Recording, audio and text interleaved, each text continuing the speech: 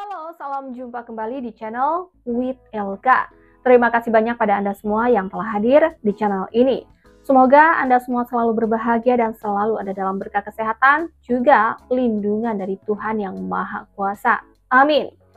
Pengamat militer Cina memperingati jangan ganggu Indonesia karena bakal jadi negara besar.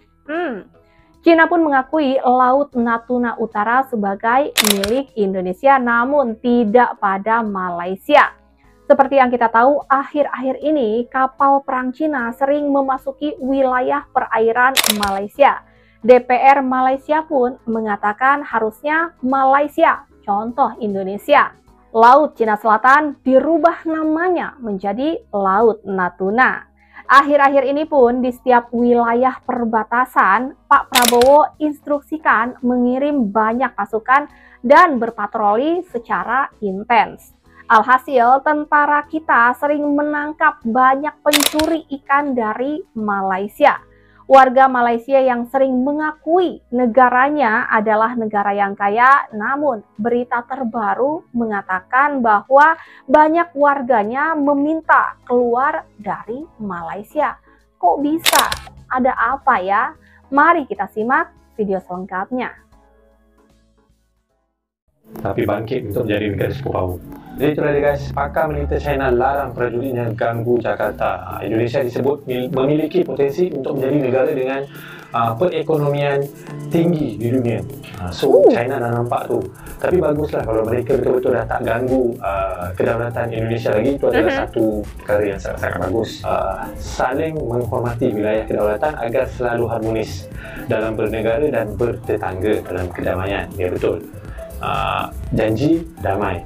Okey, kita tak nak bergaduh, tak nak berperang. Janji damai, peace, no war. Begitu juga dengan penjenamaan, kita sekarang akan menjadi pengurusi kepada ASEAN. Banyak isu yang berlaku dengan kerajaan China membabitkan Laut Cina Selatan. Jadi kita ingin melihat dan meminta pihak kerajaan untuk mengkaji dan mempertimbangkan untuk menukar Laut Cina Selatan. Dan kita lihat di Filipina telah menamakan sebagai Laut Filipina Barat. Indonesia menggunakan nama Laut Natuna Utara.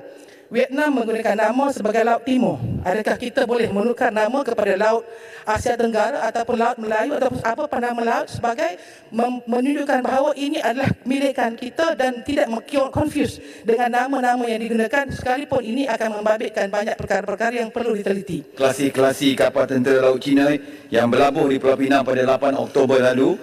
Hari ini kapal penggawal pantai Chinese Coast Guard CZG 5102 telah menceroboh zon maritime Malaysia dengan berlabuh secara haram di Beting Pandeglang Ali hingga TLDN terpaksa mengarahkan kapal KD Selangor untuk melaksanakan misi membayangi kehadiran kapal Cina ini di Beting Pandeglang Ali ini. Soalan saya kepada Yang Mak Menteri, pada tahun ini saja berapakah jumlah insiden pencerobohan atau insiden kapal milik Cina yang didapati berlabuh secara haram di kawasan Beting Pandeglang Ali, di mana mereka berhenti dan menurunkan sauh kapal. Sebab ini adalah satu tindakan yang melanggar peraturan antarabangsa. Serta berapakah jumlah nota bantahan diplomatik yang telah dikemukakan oleh TLDM kepada pihak Wisma Putra untuk dibangkitkan protes negara secara rasmi kepada negara China. Sebab itulah bagi saya layanan kerajaan Pulau Pinang kepada klasi kapal tentera laut China adalah tidak betul, tidak sensitif, tidak peka. Kita adukan semua negara termasuk negara China untuk buat port call. Ringkas sikit untuk buat port call, kerana bila mereka datang mereka shopping, berbelanja, ya. Tetapi negara lain tak ceroboh negara kita. Yang ceroboh negara kita adalah daripada negara China, yang mana tengok mereka dah illegal build. Ini bukan sesi perbahasan. Okeylah, akhirnya mereka selalu ceroboh sampai menteri pun kena menjawab soalan hari ini. Terima kasih. Yang Berhormat Menteri. Tentang Beting Pandeglang Ali, kita semua tahu, di Dewan ini tahu bahawa itu adalah cabaran kepada kita. China Coast Guard ini, dan bagi Kementerian Pertahanan memang kita tak mahu dilihat sebagai kita satu pihak yang ofensif kepada Coast Guard ini, kerana kita tahu itu adalah di bawah tanggungjawab kita. Kita bekerjasama dengan APMM sendiri supaya maritim kita juga boleh berkomunikasi. Apa yang disebut tadi tentang bantahan-bantahan kita sentiasa akan membuat bantahan-bantahan diplomasi kita kepada Wisma Putra. Dan memang menjadi tanggungjawab kita di peringkat kementerian. Kita tahu bahawa tanggungjawab antara negara dengan negara, masing-masing kementerian mempunyai tanggungjawab tersendiri. Tapi apa yang nak saya sebutkan, Datuk Yang di-Pertua, adalah kita Malaysia, perkara paling teras adalah kita mahu Laut Cina Selatan itu adalah laut yang selamat. Kita tahu kita ada prinsip freedom of navigation, kita ada prinsip, saya minta jangan diganggu dulu. Kita tahu kita ada prinsip-prinsip ini. Jadi saya harap bahawa keselamatan dan kedaulatan keamanan kita di Laut Cina Selatan menjadi keutamaan kita. Kalau hari ini China boleh bagi amaran kepada Sarawak dan Petronas, maksudnya anytime saja China boleh buat apa saja pada kita rakyat Malaysia. Bukan dulu kan mereka propaganda kata ada satu kerajaan terdahulu nak jual Malaysia kepada China. So sekarang what happened? You are taking the EV from the China.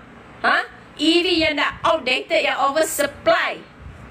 Jadi, okey, penyokong-penyokong kerajaan, I don't care you penyokong kerajaan atau tidak. Tapi I nak tanya, adakah you rakyat Malaysia yang ada maruah? Kalau you tak ada maruah, teruskan support.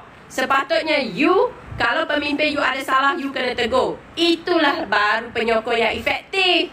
Bukan penyokong-penyokong yang menjilat kaki bos. No, it doesn't work that way. Kau kena ingat, it's not everyone being paid dan boleh bercakap dan menyokong membuta-buta. Kena faham, hari ni China serang Petronas, hari ni China menekan Sarawak, besok China menekan siapa lagi? Last kita apa? Kita dapat apa? Nak beli jarum pun kena beli dari China. So you kena faham-faham situ. Jangan duk jadi pentasuk.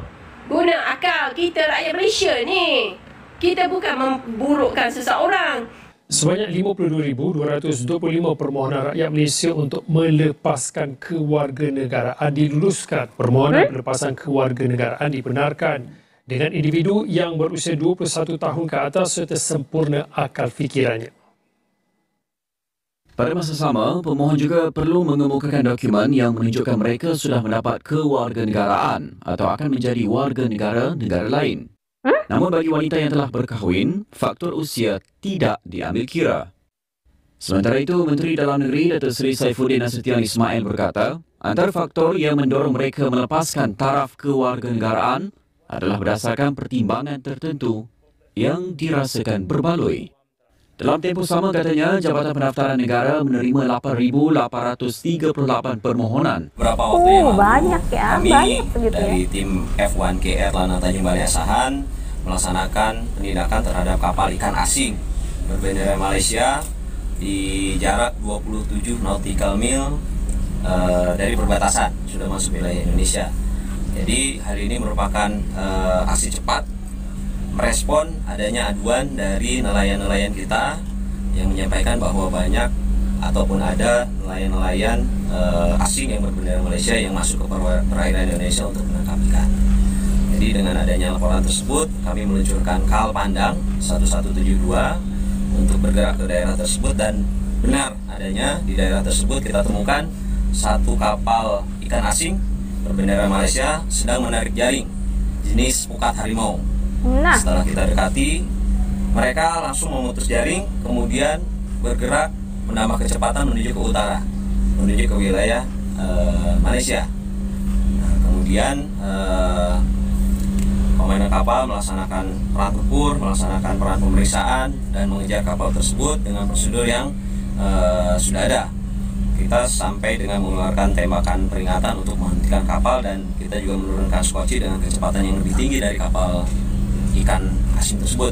Akhirnya kapal ikan asing itu dapat kita rapati, dapat kita periksa, dan memang ditemukan beberapa pelanggaran, seperti pelanggaran wilayah, tidak adanya izin penangkapan ikan di Indonesia, dan juga penggunaan jaring pukat harimau, di mana mungkin perlu kita ketahui jaring pukat harimau ini dilarang di Indonesia karena merusak ekosistem laut.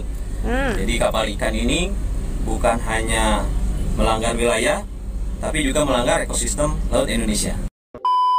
Ya, di sisi lain, pengamat militer dari Cina memperingati bahwa jangan ganggu Indonesia karena berpotensi akan menjadi negara yang besar dan maju ya.